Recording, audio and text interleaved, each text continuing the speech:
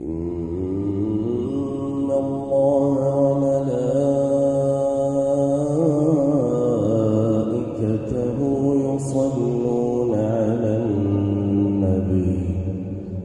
يا أيها الذين آمنوا صلوا عليه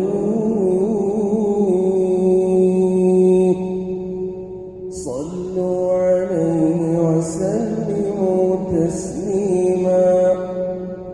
إن الذين يؤذون الله ورسوله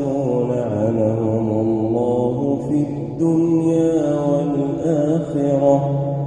وأعد لهم عذابا مهينا والذين يؤذون المؤمنين والمؤمنات بغير ما اكتسبوا